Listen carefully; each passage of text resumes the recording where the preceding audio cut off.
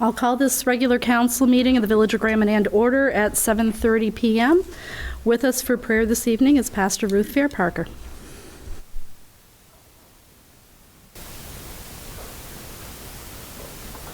Let's pray. Lord, we thank you today for this beautiful day. We thank you for this beautiful island. We thank you for the opportunity to be able to connect with people tonight. We thank you for these people that do a great job. We thank you for Bonnie. And we pray that together with the council that you would continue to give them wisdom upon wisdom. And Lord, as they delve into whatever it is, even today and in the days that lie ahead, we just thank you and praise you for all that you've done and all that you will do.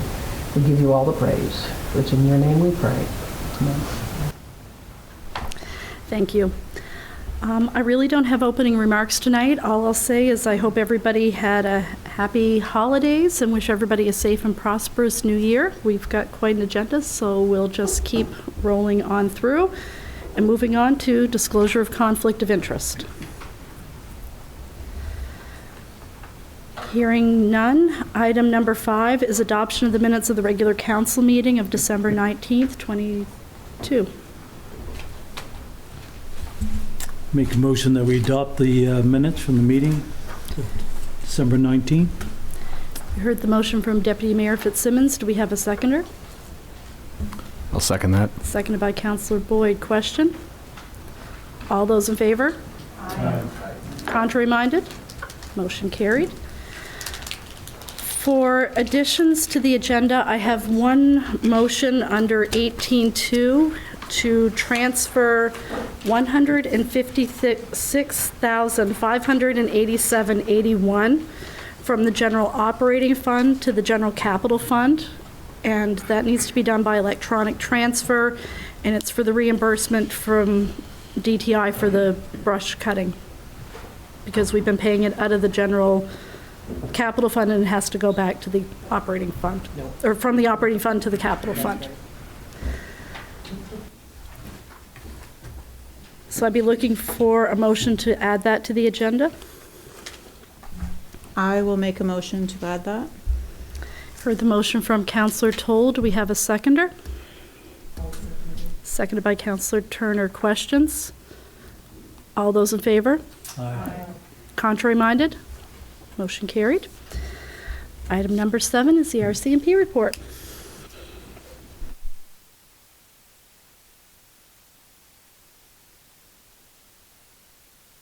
Should I be speaking into the microphone? Yeah, you don't need it. Not that I feel like I need to be that heard or not, but good evening, Madam Mayor and councillors and all those in attendance here in person and online tonight. Just going to give a quick overview of what we were up to in December, and also looking back at the last year as a whole, now that we're into 2023 now. Looking at December this year, we had 71 files we dealt with. December of last year, we had 51. And last month, we had a question about our clearance rate. It seemed quite high when we were looking at November and our files being cleared with either charges laid or recommended. I think it was around the 30% mark, which was very high. And so I did look at that for last month, and it was much more on par with the RSC as a whole. So looking at last month, we had 5 files cleared by charges laid or recommended, which was about 7%, and looking at the RSC as a whole was 6%, so it's much more on par with the RSC. Looking at the year as a whole, we had 806 files, and in 2021 we had 715, so a little bit of an increase, not a crazy amount. And I did run the percentages on that just out of curiosity, and so the year as a whole we were at about 13.5% as charges laid, and looking at the year past it was 13.7%, so very much the same one year to the next for us here on Grand Manan. And if I looked at the RSC as a whole for this past year, 2022, it was 9%. So pretty similar, we were a little bit higher, but not significantly like it was in November. So I'm going to just continue to watch that as time goes on, just to see if I can make a little bit more sense of it. But and just breaking down our investigations from December, we responded to 3 reports of assault, 4 break and enter or unlawfully in a dwelling house, 7 mental health calls, 2 for uttering threats. We had 5 collisions and 8 other traffic reports or tickets, that type of thing. And just to speak a bit about the RCMP over 2022, our staffing levels were a bit up and down through the year, and I think I tried to keep you all apprised of that as we went. We did have some sick leave in there, and Constable Roberts and Phil Pott both transferred out in August and September. So when we looked at all of that, there was about 8 months of the year where we were working with 3 officers stationed here on Grand Manan.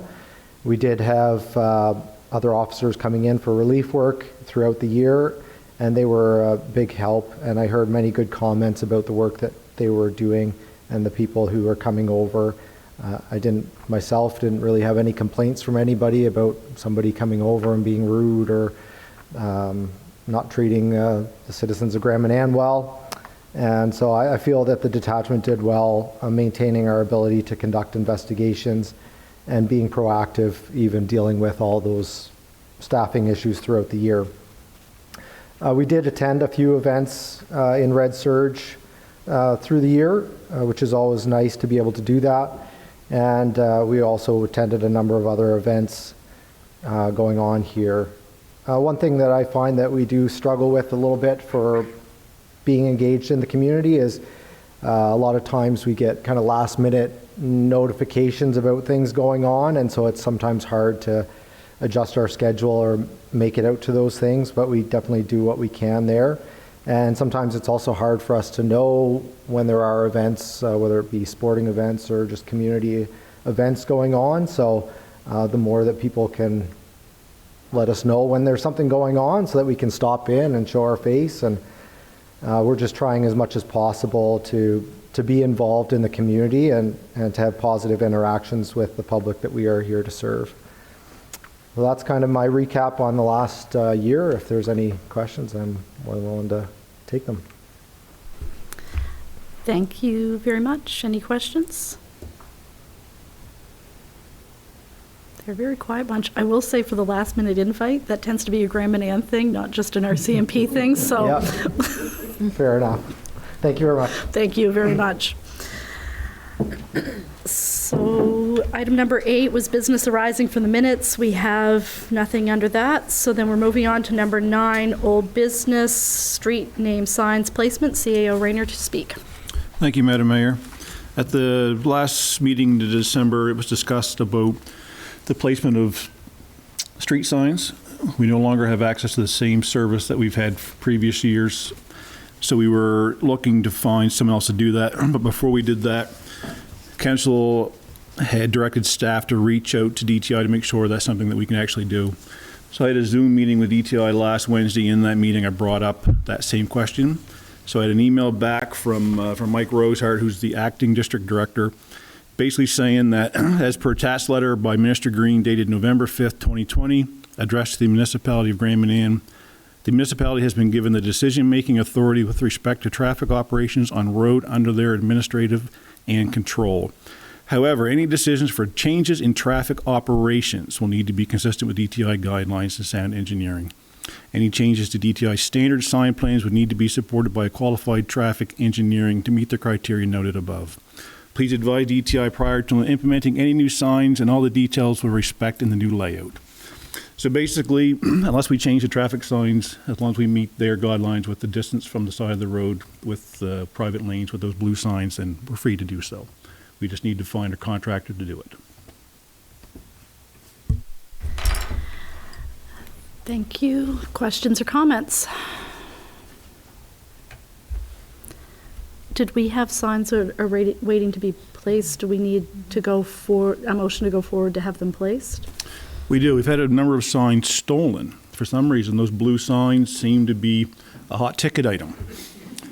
I'm not sure why, but so we have some that needs, just the sign needs to be put up, but we actually have some that the whole 4x4 post has been taken. So we need to have the post put back. Maybe we need to open a file, I don't know. I don't have any files on that.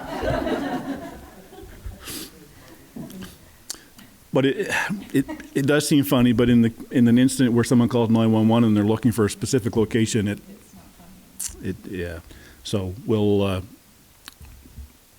try to find someone to put those signs up.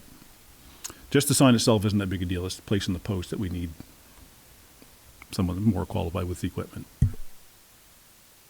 Councillor Boyd? I'm guessing it's like any of the other contracts we have. There's stipulations that have to be met as far as insurance and all that stuff for the contractor doing it.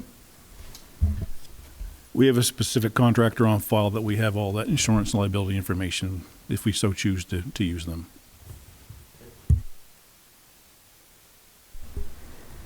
Anyone else? So are we directing staff to go forward with the placement of those signs as per DTI's email? I'd make a motion to that effect. You heard the motion from Councillor Boyd. Do we have a seconder? I'll second. Seconded by Deputy Mayor Fitzsimmons. Question? All those in favor? Aye. Contrary minded? Motion carried. 9.2 is doctor housing, an update, and this is really just a very high-level update. This past fall, we had a couple of conversations with Horizon and some different housing potential, and out of that discussion came the need for doctor housing, and there's a piece of property that the Department of Health owns. It's across the road from the hospital. Horizon seems very interested in doing something in conjunction with us, and they have hired a consultant to look at the feasibility of placing up to 3 houses on that piece of property, looking for the size of the lot, water, wetland, all of those things that go with it. I think they were here last month, so this is very preliminary. We've not really talked about ownership of the land, all of those things that would go along with that. But just as sort of an update that this could be coming towards us at some point here in the next little bit, and there does seem to be some legs and some movement on it. So any questions or comments on that file? Hearing none, we'll move on to the 10-minute open session.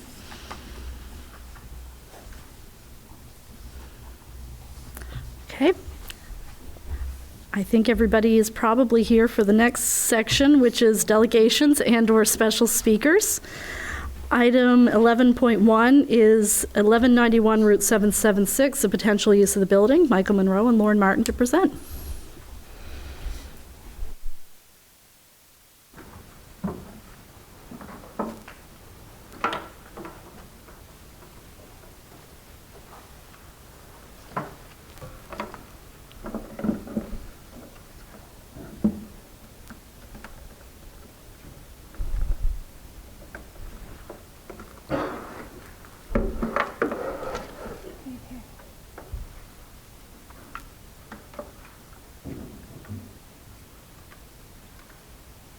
This is where I always get really nervous if the technology is going to hold up or not. I'm sure it'll be fine.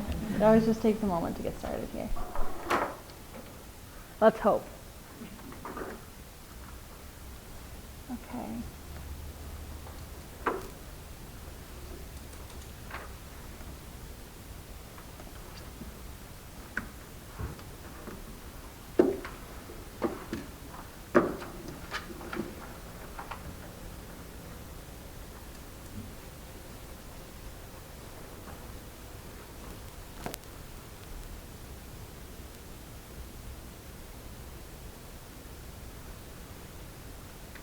I'm gonna go to the side.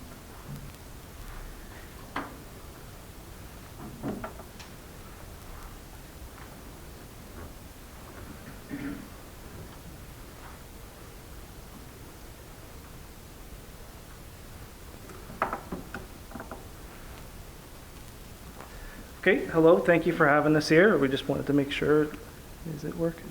It is working. Okay, so we've approached council a few times before about the plans that we had to try and revitalize the old Scotiabank building. So start off myself, Mike Monroe, I think a lot of people in the room. We've been at the Grand Isle now for about 2 years. This is my partner, Lauren Martin. I don't know if you want to. Hi, Ron, Lauren.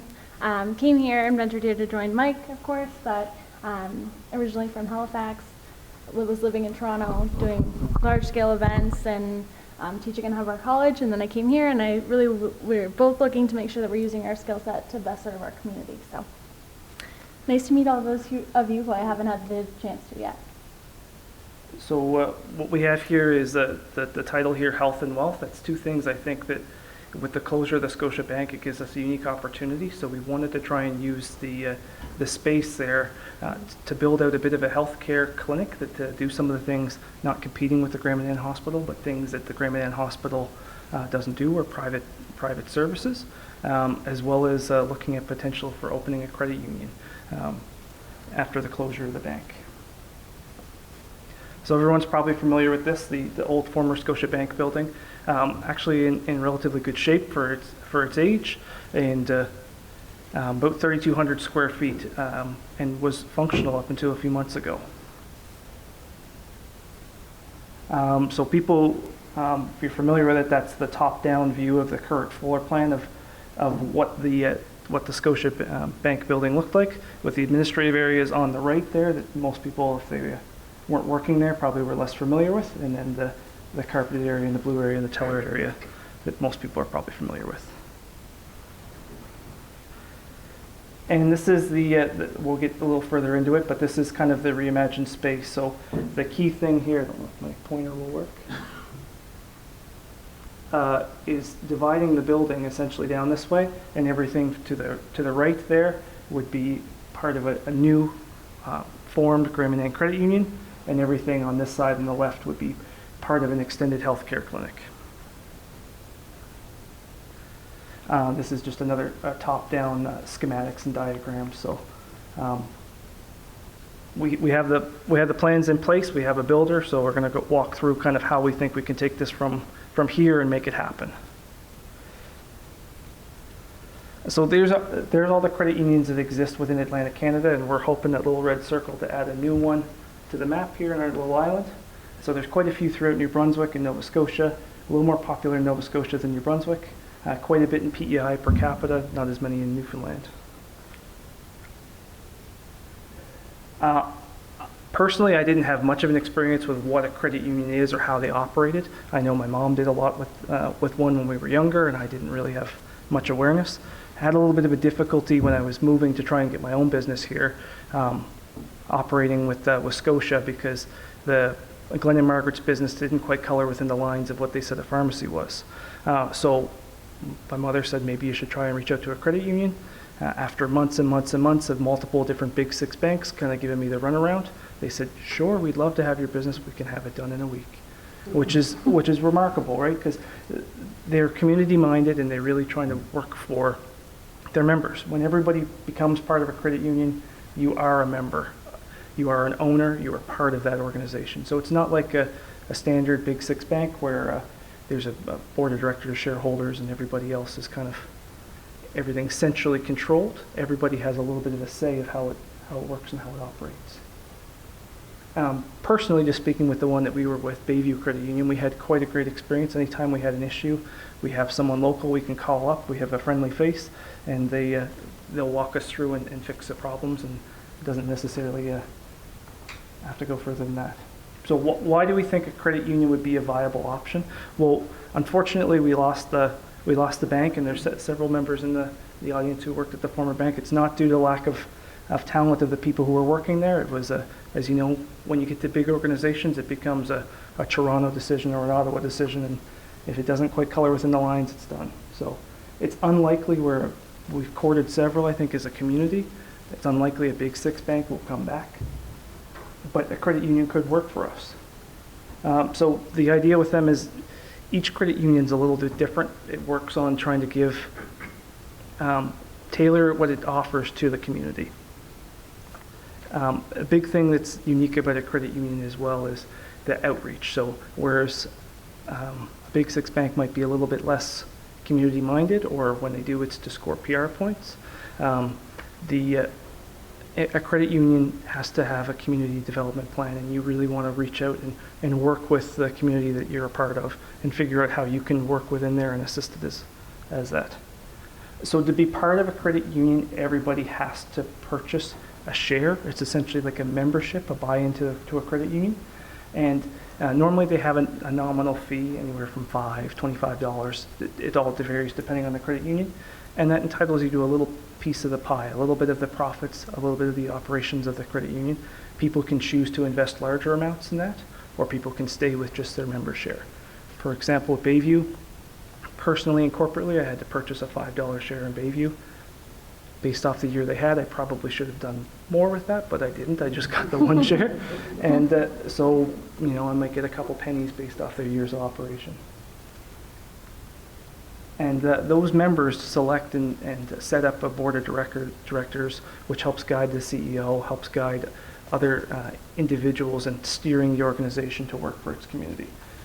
So how does it work, or why is it a little bit different? So it's voluntary open membership. Anyone can become a part of it, anyone can join. Everybody has a say how it works. It's kind of got that democratic control to it.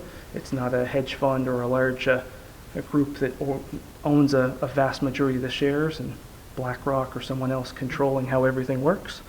So there's a local autonomy. So in my situation, the local person I worked with, Scotia, liked the Glenn and Margaret's business. They were very happy. It was going to be a very quick thing.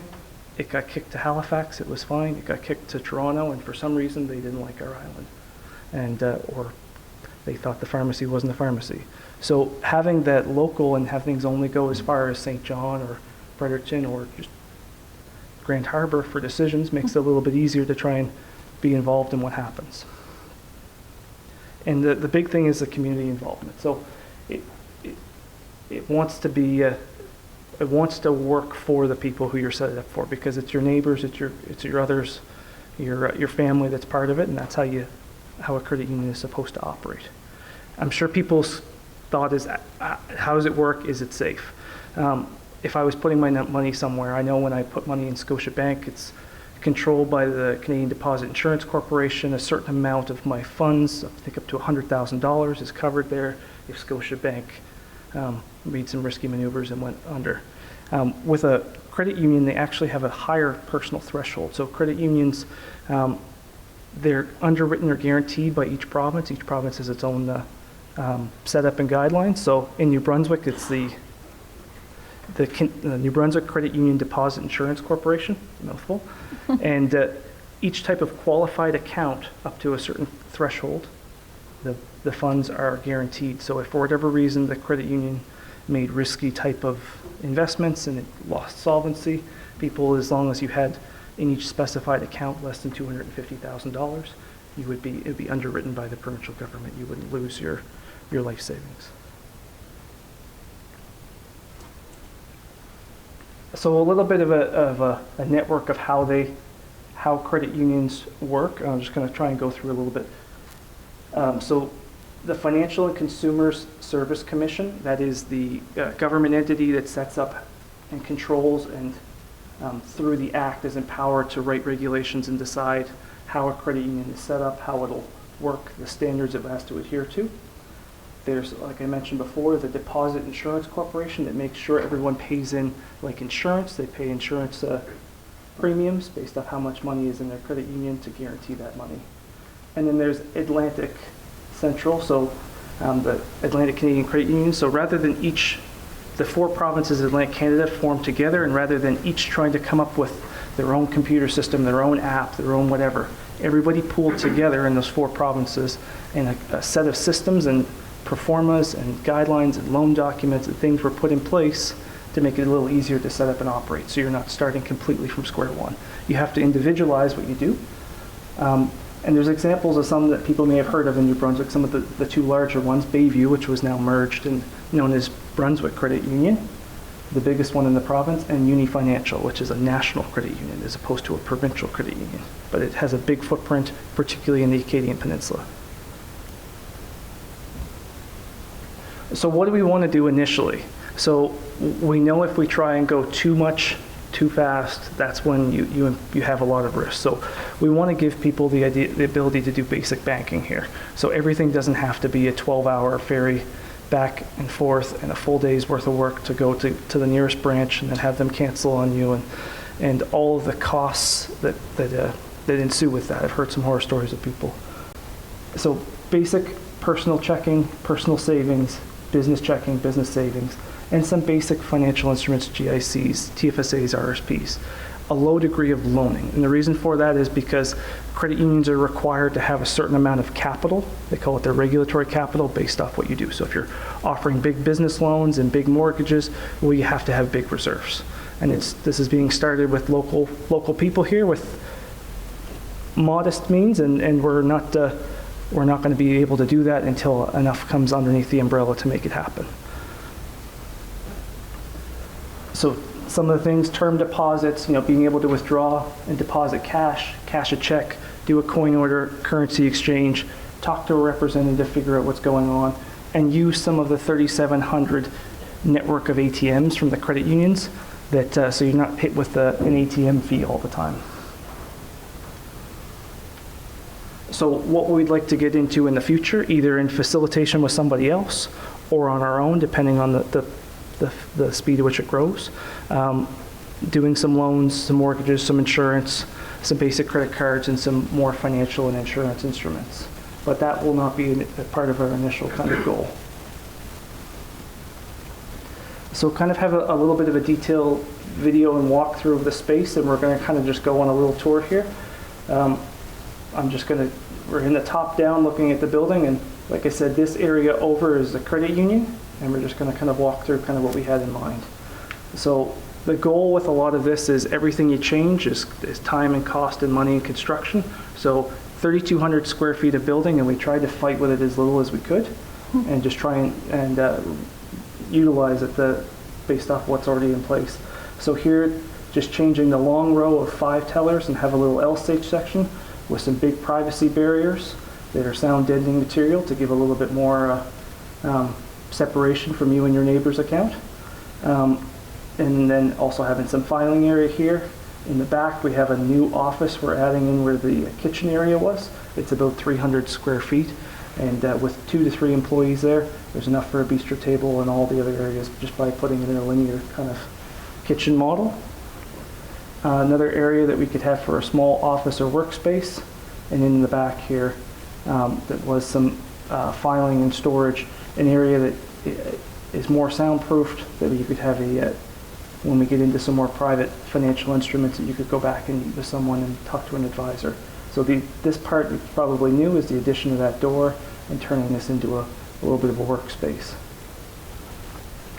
And I think that's all I wanted to show with that. So just a little bit of a recap of where we get. I know word travels fast on the island, to say, but not always very accurate. So we're trying to show what happened and where we're at. So we, sitting here in the financial services, Grand Manan Economics Committee, we were all kind of scratching our head, figure out what we could do to try and make things work. And there were some good workarounds and some good discussions. But with the amount of businesses and the amount of people on this island, several people and myself were talking that we could pull something together and come up with a local solution, because there's enough businesses here to make something work. So I went to one of those, for the first time in my life, one of those political events. I went and the Premier was having a dinner, bought a very expensive dinner plate and cornered the Premier and talked his ear off about Grand Manan and the fact that we were struggling to go away for healthcare services, and we now just lost a financial institution. And thinking he would give me the old shake and brush me off, the next thing he did is grab his chief of staff and set up a meeting. So I think they're very interested in wanting to help, and at least not put up roadblocks. So then we met with council in October. We did a walkthrough with the CAO as well as the building inspector and took a look at the building and the space. Met with the local MLA and talked about a follow-up meeting with the closed session with the council about a letter of support from the village, trying to get a lease in place, prior to that meeting with the Premier at the Premier's office in October. Again, there was another one of those meetings there. That was the annual general meeting for the province. So we went there and cornered, I think, every minister and again talked their ear off about Grand Manan and here's what we were doing, here's what we needed, how can you help? As well as talking to someone from the Senate. I'll just do a quick aside here. Jim Quinn, the senator from New Brunswick. We met with one of his staff members, and they went through the process of getting a comparable island in British Columbia set up as a rural remote community. And I really think that's something that we should collectively push to try and do, because that will have all kinds of implications to help with healthcare delivery under the Canada Health Act. It will help with taxes for when people travel. There's all kinds of things that we are sister communities in the fact that we're an island with a comparable population separated by a ferry, and that's the only way there and back.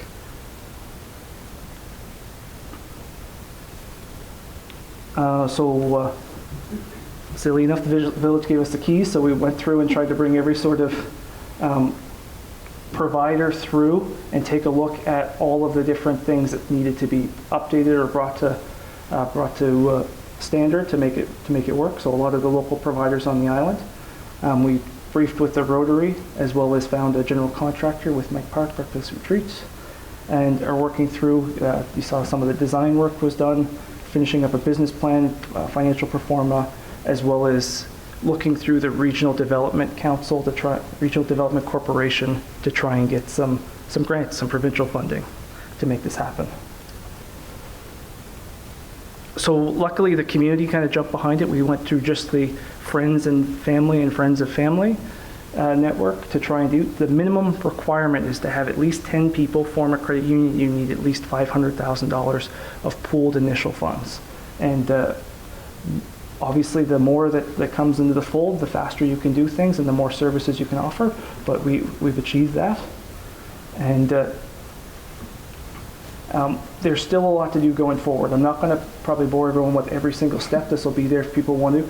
But this is the beginning of the process. It's not the end of the process. There's still quite a bit to do to get sign off from the province, to get approval, to train staff, to have forms, to have processes. I don't want to give anyone, oh, there's going to be a credit union there tomorrow. We're still many months out from that being able to happen. But we're working through the process pretty diligently.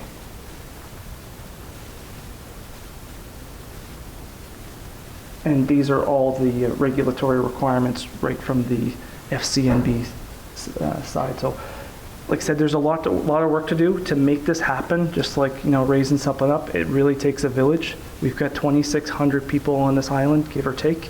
And if the critical mass to make this be able to stick and happen is you need about half to look to try and come on board, and at least a quarter of the businesses to come on board to make this happen.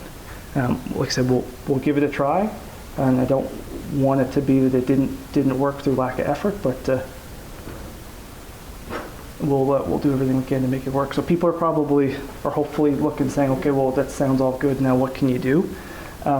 So we have 10 people, but we would require anyone else who's interested to come on board and be part of that initial investment cadre. Mention to your friends, to your neighbors, your loved ones, whoever else you want to. Send us a letter or an email that you want to commit to join as a member. We have Facebook groups, email updates going out, and basically want to try and see that we can start to get some of that critical capacity to make this happen. So that's our contact information, and we'll probably make all the slideshow available so people can take a look on their own time.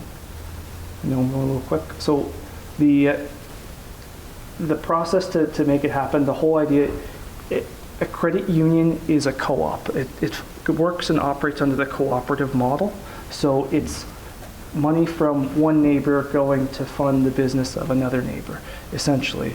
And through that, you're creating that community resiliency. You're growing those relationships. So it's kind of people in the community helping each other and each other's businesses grow.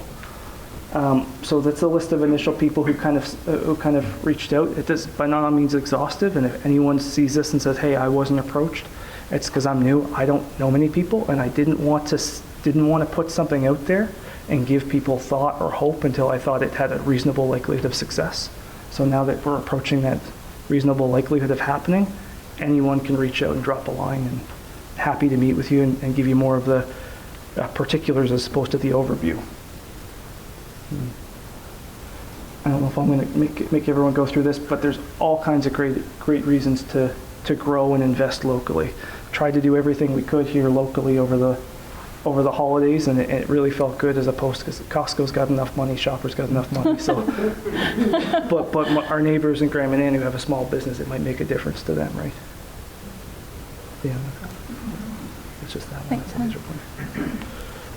Okay, so I'm going to tell you a little bit about the other side of the building, what we're looking to do in order to help bring some extended healthcare services here to Grand Manan, and what that would look like for services. So essentially the healthcare portion is to bring new services that aren't currently available through our hospital or anywhere else on the island. And they look like this. So we have teledent and telehealth services. So bringing on a dental hygienist who would be able to do cleaning, scaling, those different types of services here on the island, having triaging for dentists that may be located on the mainland, but may be able to help make sure that if you're okay here for a couple weeks, great. But if you have to get into an appointment the next day, we make that happen. Telehealth services, same thing, offering connections with doctors both here and on the mainland through virtual appointments, and rotational locum physicians, so bringing in specialists into the space to be able to have those one-on-one intimate conversations in a clinical space. So in addition to that, we also have a fantastic lineup of practitioners who have already signed on to support us and come here on a rotational basis. We know that Grand Manan might not be able to support all of these individuals on a full-time basis, so we want to make sure that we're allowing that access for our community members, and that we're also providing practitioners with the opportunity to come here to see how beautiful this island is, to meet our community, and to garner a bit of a patient load here at home. So we have physiotherapy, osteopathy, athletic therapy, acupuncture, phlebotomy, massage therapy, nursing services, and medical aesthetics already signed up. And we are looking for the following: optometry. So if you have any friends, family members, or someone who you know on, whether it be here or on the mainland, who has any of the specialized training, please let us know, because we are looking for some of these practitioners to join our team: audiologist, chiropractor, and full-time dental hygienist, as we do feel the need is there on the dental side, since we did lose our dentist a couple years ago. Okay, so in addition to having a rotation of practitioners come in, we're also looking to offer one-on-one mental health workshops, hypertension and diabetes clinics, and other adjunctive therapies. And finally, we know that we may not have a practitioner here on a everyday basis. So in order to make sure that we can maintain a great overall health of our community, how can we have supplementary non-practitioner based services? So listed here, we can offer relaxation massage, lymphatic drainage, facials, infrared sauna and cold plunge therapy, relay therapy, chromotherapy, and amp coil therapy. All fantastic at developing your health and kind of moving you in the right direction. We obviously are a fishing community. There are a lot of people who are a little bit hard on their bodies. So how can we, keep everybody in great shape throughout the entire year? So they're back at it, and they're already warmed up. So essentially, we're looking to take what would be 10, 20 members of the community who would typically go over to see a practitioner on a day-to-day basis, and instead bring a practitioner here to our home. So benefits, obviously no downtime, no requirement for travel. I know it's challenging, and even within the community, everyone's really close with their families. So taking off days, even just to take your mom to an appointment over on the mainland, can be quite taxing. So how do we make it as easy as possible and as accessible as possible for our community, and keeping the cost down? Because we also know that taking the ferry back and forth, it can really add up if you're going to a lot of different appointments. So how can we make this a community-friendly space to come. And so membership and facility fees. So an application of facility and member fees would be in addition to your typical service fee. However, again, we'd look to make sure that those fees are less than what you would have to pay if you went off the island. And then this is a video of the other side. I know that we have a pretty chock-full agenda, so I might just give it a moment, but as you can see here, we're going to the reception area. From an overview, we will look to have a few practitioner rooms here on the left. That would be 3 practitioner rooms, 2 full clinical rooms, and 1 one-on-one practitioner room in the back. A room that would be able to service dental work and optometry. And then in the additional space right next to the washroom here, we'd look to have a larger infrared sauna, which again, one of those non-practitioner required services that would be available year round. In the essence of time, progress to date. So this is actually an idea that we had discussed last year. We were looking to see if we could permit something like this to happen down at the Grand Isle Drugstore. And with space limitations, and once we did a walkthrough, Chris, I know that you were there with us from Manzer, and we were looking at how we could possibly build on the property or implement something. It was a little bit too challenging. So this was, in our mind, a perfect fit to be able to move forward.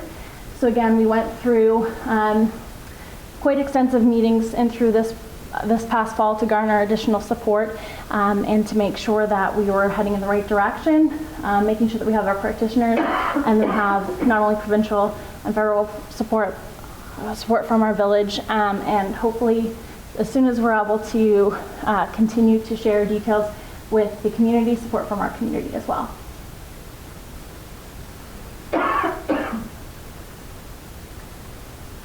And again, just within the last month, drafting and finalizing some of the different details for the business plan, 2-year financial pro forma, and Regional Development Corporation, working with them to see how we may be able to garner provincial funding to support with some of the larger renovations that would take place up front.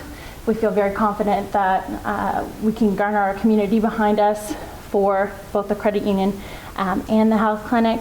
But it's just the boost of those first renovations that can be a little bit challenging or cumbersome. Okay, so our path forward, as Mike had mentioned, with the credit union, same thing with the health clinic, we do have some work to do. Fortunately, when it comes to timeline, we're looking to do a bit of a phased opening and would likely be able to earmark that going into late spring, early summer, if we can get some of these renovations completed. With the exception of having our universal washroom set up at that time and still utilizing the previous bank washroom for access. And again, reinforcing the wall, creating that separation for the credit union and the healthcare clinic side of things. That time frame is still to be determined.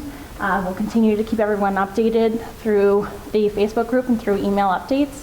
So we highly encourage you to follow, and again, we will reshare those following the meeting. And finally, how to support on this end, committing to being a part of this growth for healthcare in our community, joining us for email updates, or just even telling your friends and family about it is extremely helpful. That word of mouth, garnering that support is really important to us, especially in the initial phases, making sure that this is something that we can execute and do so with the best quality possible. Okay.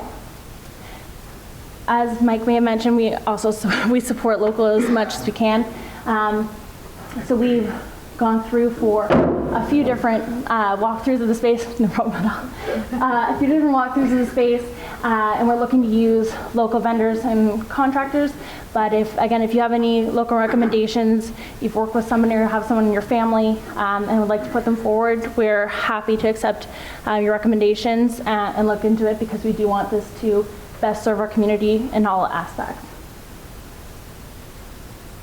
And As a final point, as I know you had mentioned that Horizon was looking for accommodations specifically for our doctors here on site. We're also looking to make sure that we have something a little bit smaller, more of a mobile or tiny home in size, but something that would allow for access for any of our practitioners who are here on a rotational basis. Fortunately, we have a very high tourism season and everything books up, but we do need that accessibility to make sure that we can continue with those rotations. So just utilizing here, this is the bank area here.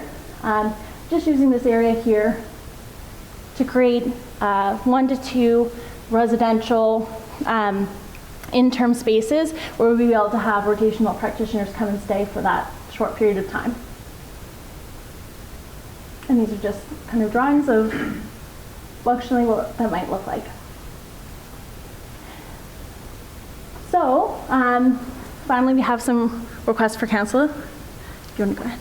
So, yeah, I know in the council's previous business plan, they had earmarked some funds for a bonded employee to work through the village. So it would be our request or suggestion to retask the earmarked funds in order to go into some sort of lead up to this, because there's going to be a lot of preparing documents, forms, getting stuff ready. So that will be one of our asks. If there's some of those already in place, it'll help us get open earlier, and the earlier we're open, the less time theoretically the village would need a bonded navigator. There's a lot of accounting and legal risks starting this off, and for myself and the 9 other initial cadre and whoever else joins, it really is, I think, something for the community and for the village. So looking for some sort of risk or cost sharing. So if we go through this process and for whatever reason, although they seem supportive, the province shoots us down, the accountants and lawyers, they still like to get paid. So now having all of that bore on our group. Requests for village assistance with messaging, the Buoyant app, the Facebook platform, and formalizing some of the stuff that was verbally agreed to in the lease. Again, our accountants and lawyers, your accountants and lawyers. Help, obviously coming with the voice of council, going to the province and looking for something from RDC and bending people's ear when they come to the island will always be very helpful. If something's in front of Minister Rosine Savoy's desk at RBC and they are doing a site visit, maybe, hey, how's that application doing for the credit union and health center?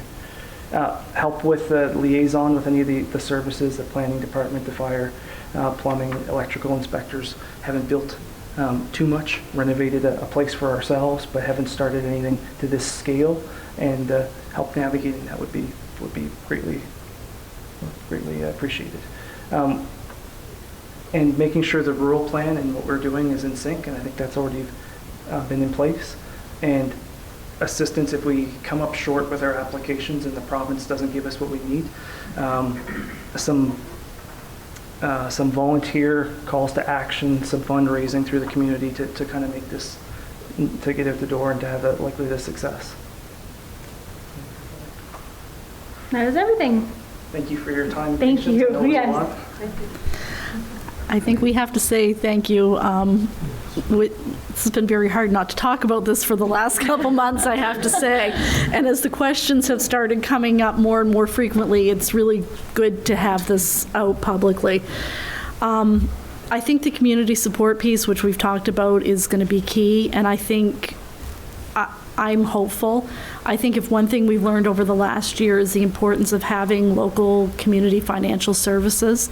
And I think this is a good opportunity for people to, step forward and say, I recognize this is important and I'm willing to support it. And I think you'll get that support. So, yeah, as far as the asks, we had a quick conversation about this at lunchtime, and I think it makes sense to table those. We'll take it back. Make sure we're meeting our agreement that when we received the building, that we're not doing anything there. But I think we've said that we support in principle, and I don't really see that changing from anybody around the table. So we'll see what we can do without signing on for everything right off the bat. So with that was a lot of words. Does anybody else have any questions or comments around the table? I'd just say thank you. All your work and dedication, just to hear the passion in your voice for Grand Manan, it's really appreciate it. So we gotta, so I know we're new, our roots aren't as deep as everyone else in this room, but they gotta go deeper or we're gonna get blown away, right? I think you've answered all of our questions, so. Perfect. Yes, thank you very much. If you have some of that information, I think we can start sharing it out on our Facebook page. If you just send us the links, we'll go from there, and then maybe we can sit down once things settle down here in the next little bit. Let's set up a time and we'll sit down and have a conversation. Sounds fantastic. Okay? Perfect. Thank you guys very much. Okay, I'll give you guys a minute to get settled, and then we'll move on to 11.2, which is Grand Manan Tourism.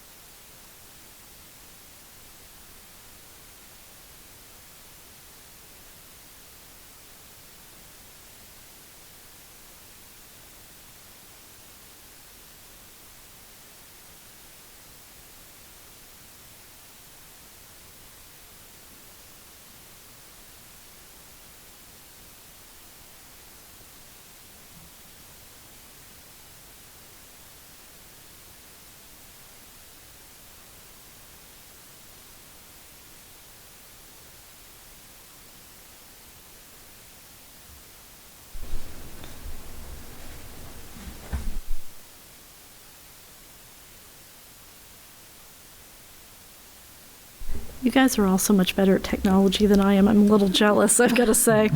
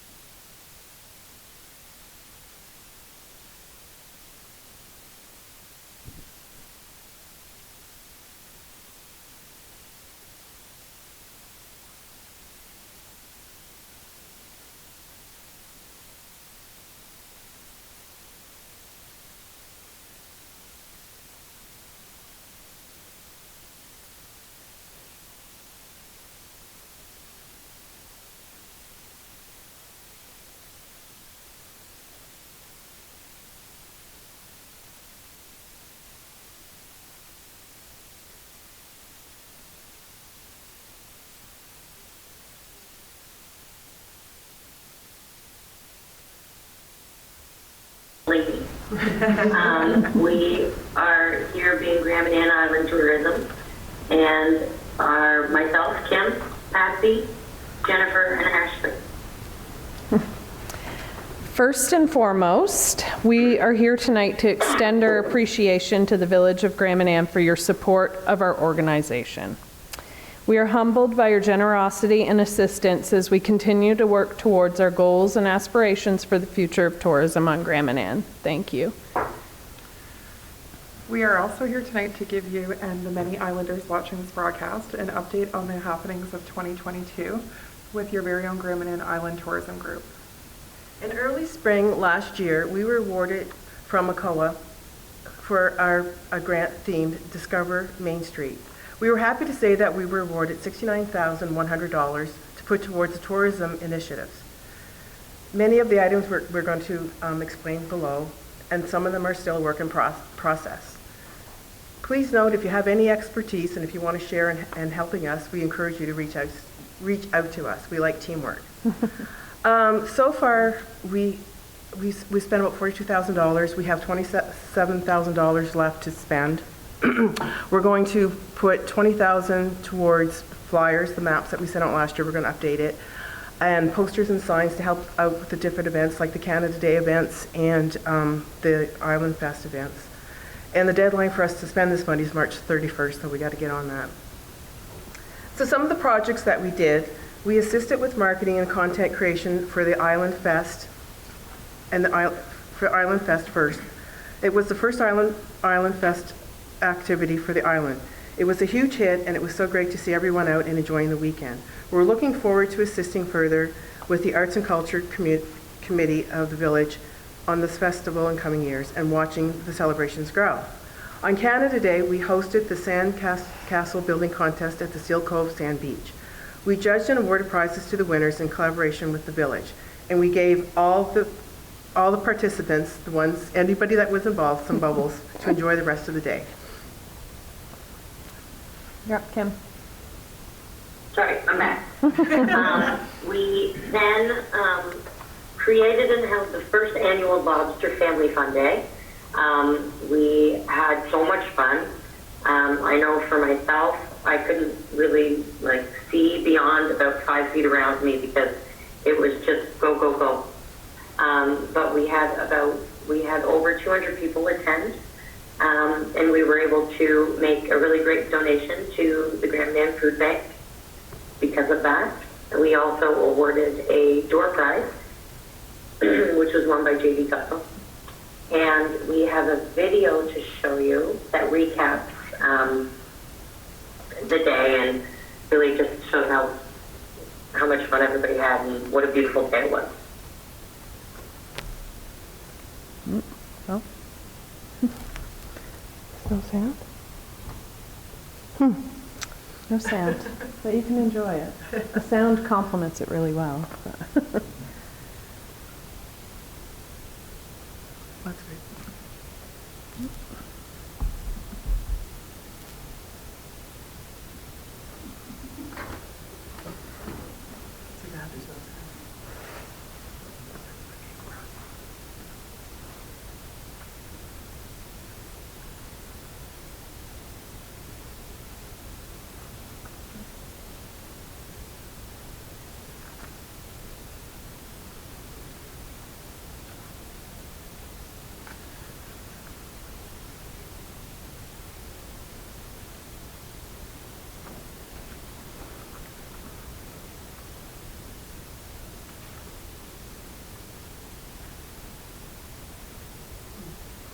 It's really too bad about the sound because the music really went quite nicely with that.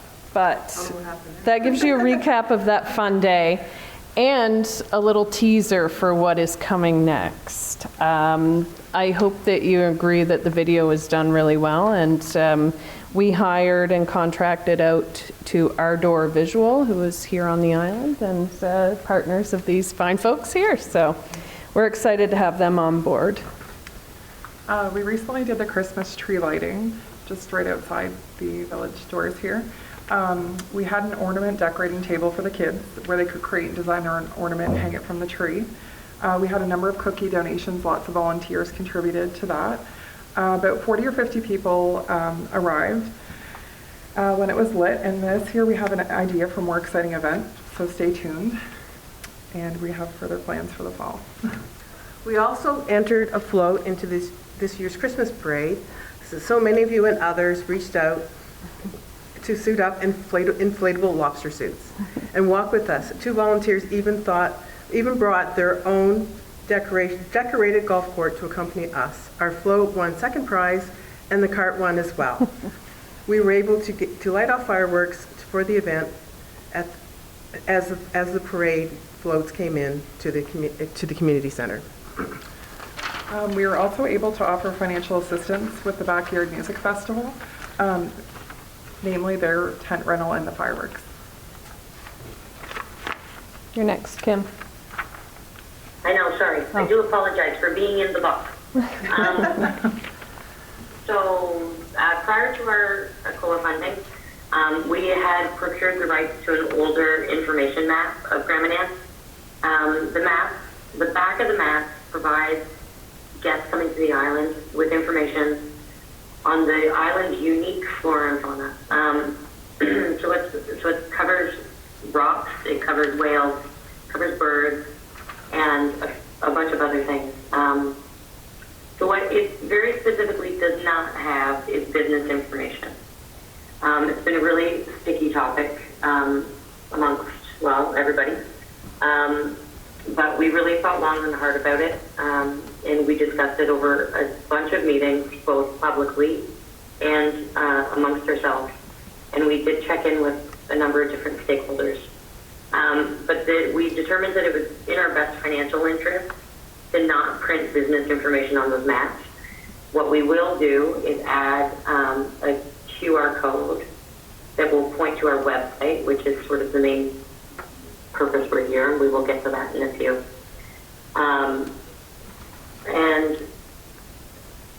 So with that in mind, we are planning on making a couple of changes to the map. And if there is anything that comes to mind that was missing on it that you would like to see added, one of the things that we are already looking at is sort of community insets. It's like a blow up of North Head, Grand Harbor, Seal Cove. We would like to add picnic areas, possibly public restrooms, that type of information. And I believe, Patsy, we're over to you. The COA funding also provided us with the opportunity to implement a new and improved interactive website and the Island Business Directory. We are excited to show you a preview of our new and improved website tonight.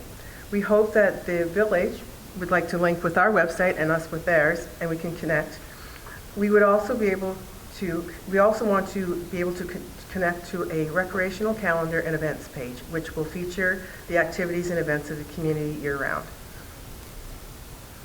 I don't know if you guys are taking a minute to read these things. We're really excited about this website. It's something we've been working on for a while, and it looks great on a mobile as well, and it's easy to use. You just click on the tabs, the Stay tab, the Play tab, the Eat tab. I will just look here, and you can see that quaint cafes, delicious treats. I think we can click right back here, I guess. Sorry.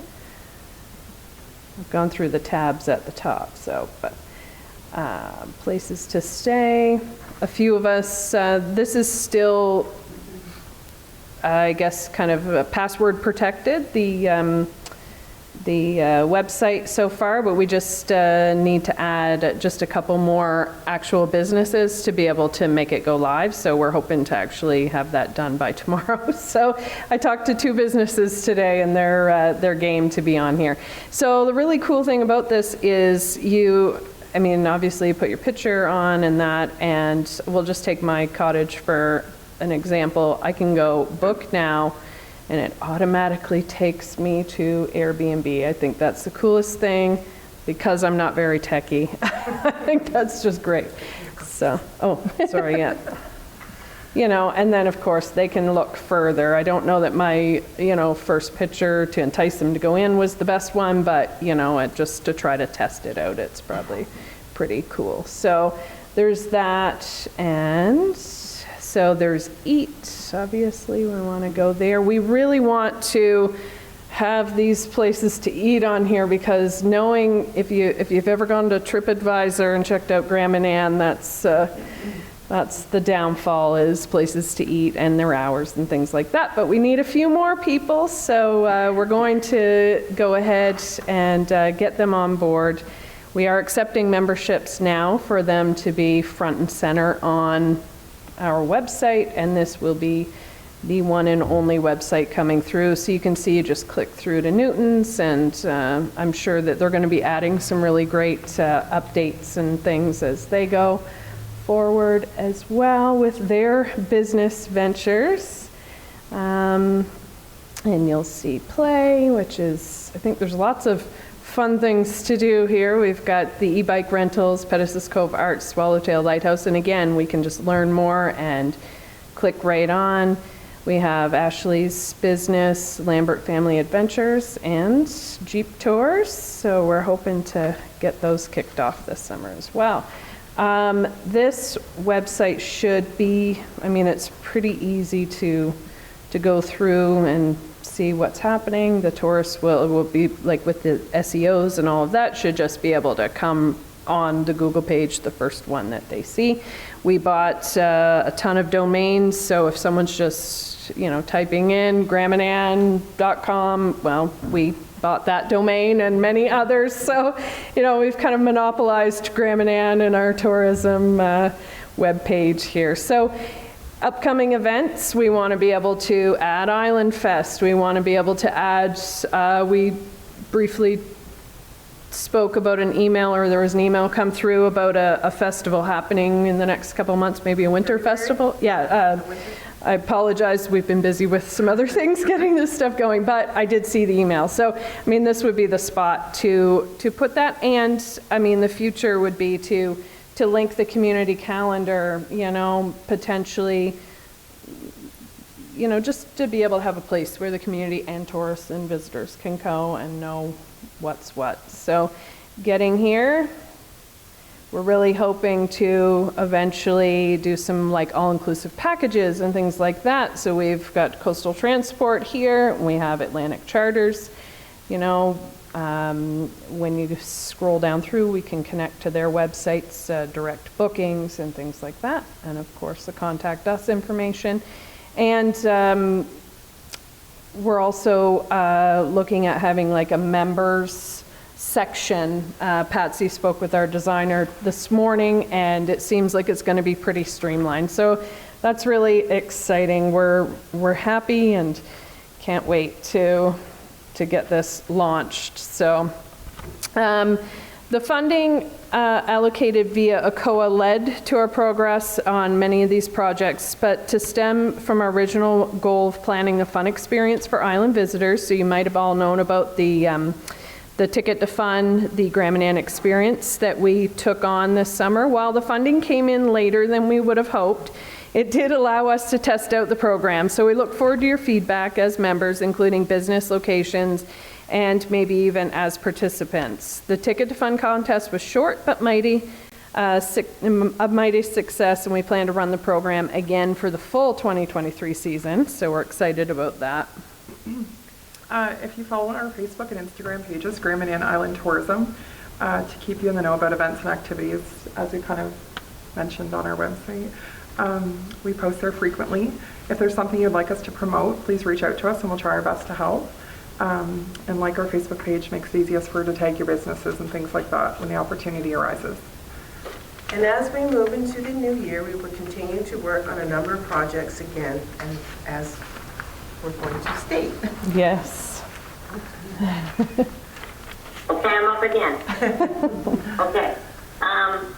We have some funding to put towards the heritage building. So now this is sort of Gramanan Island tourism official heritage, not necessarily heritage. And we're looking for input. We'd like to choose 5 different building locations that are worthy, that we feel are worthy of we being everybody, of sort of an information sign placard.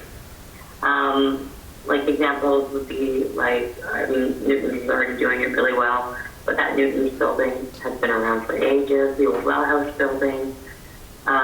We were wondering about the history around the Grand Isle Guardian building. We're aware that some work's been done on similar projects in the past, and we would love to speak to anyone who knows more about the past projects and if anyone is interested in helping out. We are currently in the midst of producing a tourism video to promote Gramanan Island as a premium all-season destination. As you all know out there, there's just a tidbit of snow, and I think that we can really let people know that, and they can come stay with us and enjoy what we enjoy year-round here. So the video will be promoted on several social media channels, featured on the coastal transport ferries, and displayed in the Visitor Information Center. It will be highlighted on Tourism New Brunswick's media outlets, and we are looking at purchasing a media buy-in to be showcased on popular TV channels. We want our new and current GMIT members to have the opportunity to be featured in this video, and you just simply email us to let us know of your consent and expression of interest. We don't want you to miss out on this opportunity, so let people know. If you want your business involved, we would love to be able to at least showcase it a little bit in that video. We wanted to have a deadline for interest for that so we can get everything buttoned up and ready to go to be able to start that video on those channels in the early spring. So the interest, if you want to be in the video and be included, is January 31st. In December, we met with the owners of Coastal Transport we met with Coastal Transport. I was in the meeting with them for a couple hours, and we had some great chats about their gift shop on the ferry, and they were basically offered to Grand Manan Island Tourism as a potential opportunity to host a ad hoc VIC cooperative gift shop, whatever that might look like. These are some things that are really in the beginning stages. We'll be discussing this opportunity with the Village of Grand Manan Council in February, hopefully. We've put the request out to maybe chat more about that. Any thoughts, concerns, questions, please direct them to us so that we can bring forth this in those initial meetings. There's some other exciting things coming up, and we're just about done, but the 3D map update, I don't know if, oh, sorry, that's not very nice to look at. Okay, sorry. Oh, goodness, the 3D map update. So in partnership with Davin St. Pierre and Matt Bork of mypropertytour.ca. We've talked about this in a few meetings previous to this. This Matt Bork actually created an app for UDM, so the University of Moncton, to be able to show their campus kind of on a 3D, much like Mike and Lauren's pictures. They're 3D images. You can scan over. There might be a little highlight or a pinpoint, and it will bring up either a video with some content down below or a really nice picture of what's located in that building, how you get there, what's, just the ins and outs of all of that. So we were approached last year this time, I think, for our first meetings with these guys. Josh McLeod was a part of that as well.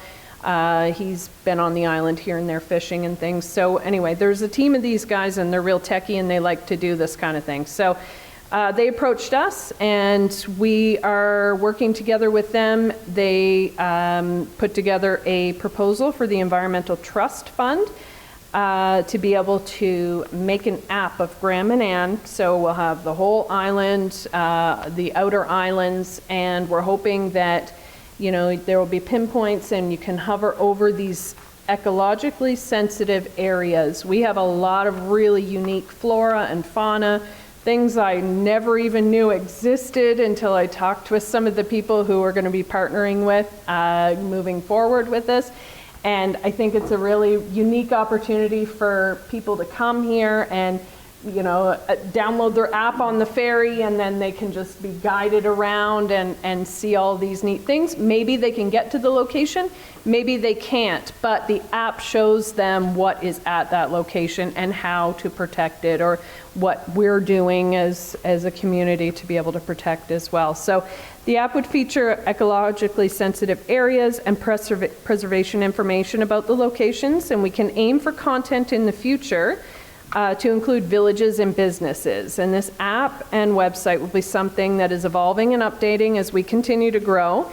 This is an area we could use input for areas that are sensitive, contacts for further information and that as well. So. We also have an application into New Brunswick Tourism Partnership Grant for social media content creation and website development. Both of these will provide prove beneficial as our internet visibility increases. With all our new interactive website, we will eventually provide the all-inclusive booking opportunity. Island visitors will be able to book their ferry and flight, accommodations, and unique experiences all in one location. Our business directory mentioned above will allow visitors to the website the opportunity to have a direct link to your website or Facebook page, business page. If you are not a member, this increased business opportunity may not exist for you. Consider joining Grand Manan Island Tourism. Our memberships are very affordable, and as you can see, they really pack a punch with the opportunity to promote your business.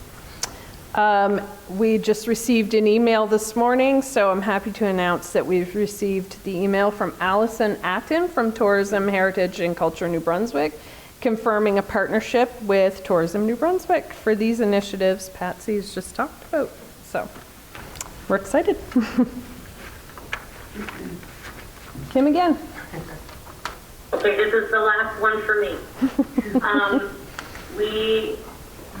Hopefully you will agree that we've been up to some pretty exciting things, and we really look forward to working with everybody moving forward for this coming season. We're really thrilled to be moving into the new year and look forward to seeing you when we open back up our public meetings again in the beginning of March. We're going to continue with the first Thursday of every month. And please stay tuned on our Facebook page, and Grand Manan Island Tourism will be announcing any special announcements coming up for upcoming events and any other exciting work that we're working on. And please, if you have any questions, thoughts, ideas, criticisms, anything, just please reach out to us. We are happy to talk about anything. Finally, we'd like to thank you all for joining us on this adventure, for volunteering when you've been able, and reaching out when you've had questions, comments, or concerns. We all love this little island of ours, and we know that working together we'll be able to show it off to the world. So, thank you. Thank you very much. Questions or comments? Okay. Now that we're all awake from the lights, I do think that we want to say thank you. I think it's noticeable how much effort has gone into tourism over the past year, and I know that there were some growing pains in getting your feet under you, but I think it certainly, you showed what can be done, and we really look forward to seeing what's happening in the next year or so. So thank you very much. Okay. If everybody's eyes have adjusted to the blinding light, we'll move on to correspondence.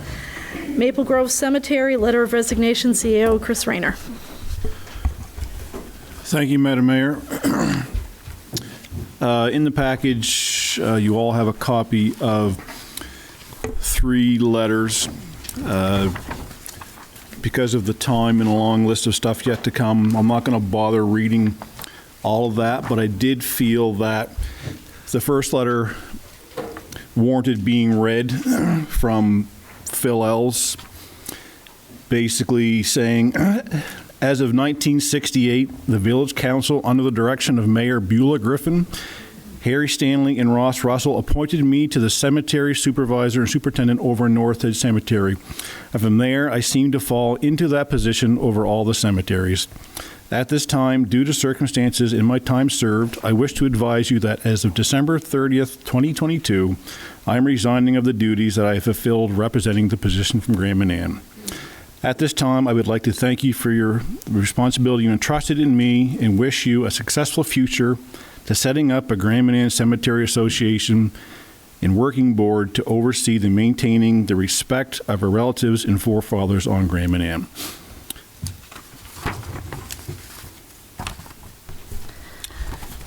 The other 2 on the back page was basically just, as the first line says, was a heads up to Mayor Morse about what was coming. The top page was the official letter from the Maple Grove Cemetery Limited that went out to all the shareholders, basically saying, the same thing as Phil. No one can find volunteers anymore as a board. They're tired, just like a lot of boards. And this is their official letter of resignation from Maple Grove Cemetery. As of December 31st, 2022, the management and board of Maple Grove will be retiring and handing it over to the Village Council. I believe in closed session, we have an opportunity to discuss the cemeteries, so we'll wait and discuss that further then. Questions or comments? I think on that one, we should maybe send a thank you to Phil, particularly for his service over the past however many years that works out to just looking after the cemeteries here on the island, and then we can go from there if that's okay with the group. I'm seeing some nodding, so I'll assume that that's okay. All right, 13.2 is Hospice of Charlotte, and that's CAO Rayner again. Thank you, Madam Morse.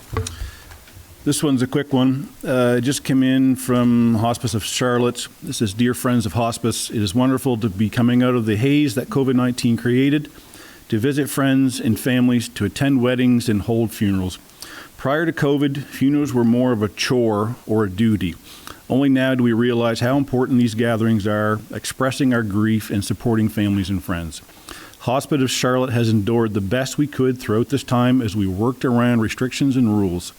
Hospice has been there for the community for 38 years now, offering comfort and support to palliative clients and their family caregivers and loved ones.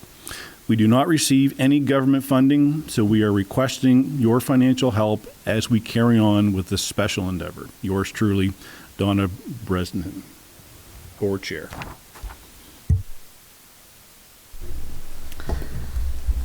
Questions or comments? Councillor Green? Yes, thank you. Is that group actually active here or on the island, do we know? I'm not aware. I'm guessing they're more active in St. Stephen. But maybe we could ask for some more information about what services they provide on Graham and Ann. I think that's what you were getting at there? Yeah. So do we want to follow up with them perhaps and just see if they are providing services on the island, and then we can make our decision maybe following that information? Okay. All right.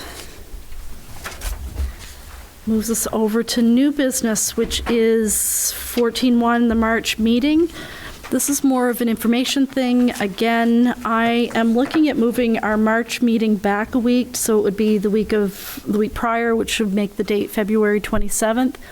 It just takes it out of the March break week for anybody who has children in school, and I'm thinking particularly the staff, and that way they're not necessarily tied with trying to get the agenda out for the following week. So that's what my plan is, barring any unforeseen circumstances, just for everybody's planning purposes, and we'll get the notice out as required ahead of that. Any concerns with doing that? Okay. Moving right along to approval to pay invoices from the general operating fund. We have Absolute Traffic Sign and Solutions for the traffic signs, $9,092.96. And we have one from Dutchman Contracting for the Market Pavilion, $4,600.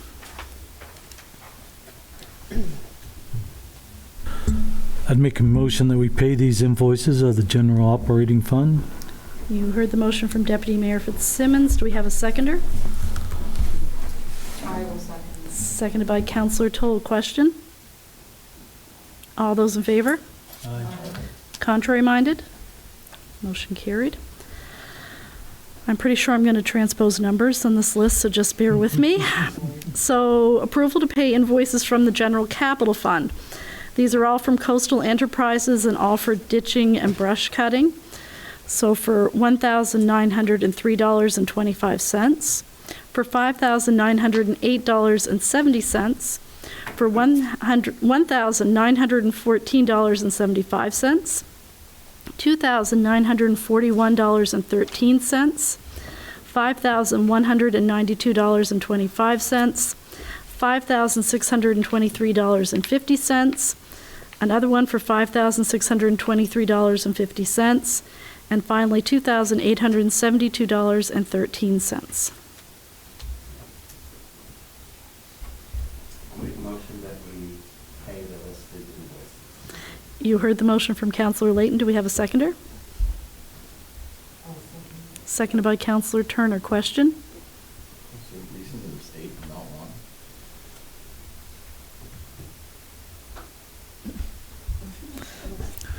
one? They come in on each individual invoice.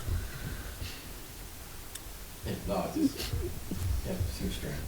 It was mainly for the ditching. The bush cutting came in after they completed so many lane kilometers of the bushing. But for some reason, the ditching, they sent one at the end of every day, just with the hours worked, who worked, how many hours they had the dump truck, if they had used the float truck to move the excavator, and it was very detailed, which was good to see, because it really helped Councillor Layton and I go through it and to verify it. So we're just not sure why they sent so many. But. Okay, no problem. Any other questions? All those in favor? Contrary minded? Motion carried. 18.1 is transfers. A motion to transfer $28,999.71 from the gas tax fund to the general capital fund.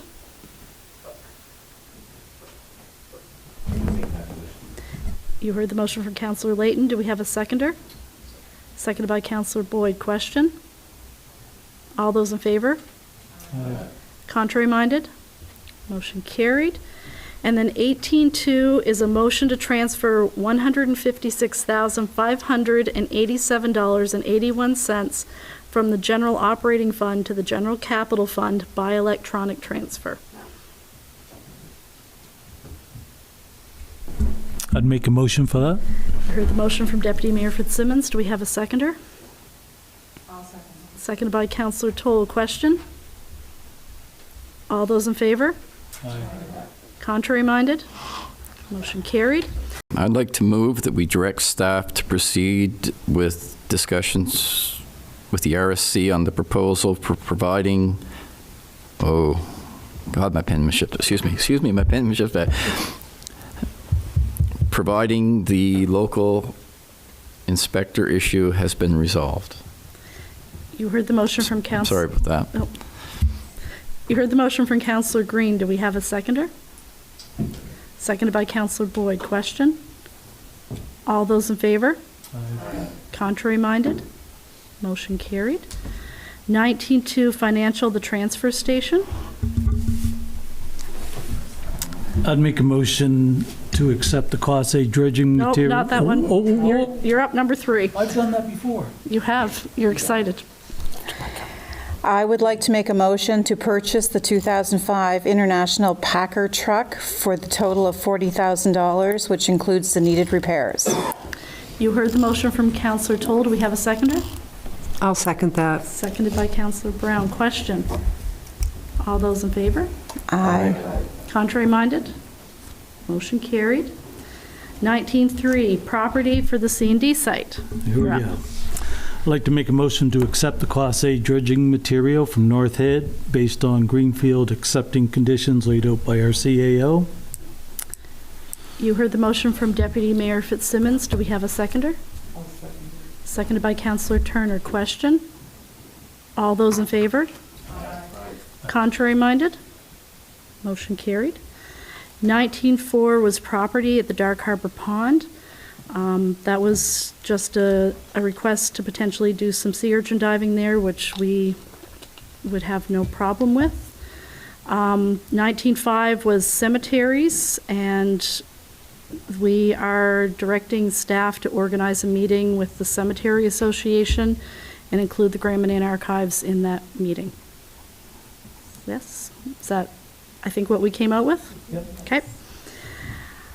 Number 20 was seminars. There's nothing there. So our next regular council meeting will be on February 6th at 7:30 p.m. here at the Community Center. Thank you all for hanging with us tonight. It was a bit of a long one, but I think Make it was a motion to adjourn. Heard the motion from Deputy Mayor Fitzsimmons. Second? Second by Councillor Boyd. Thank you.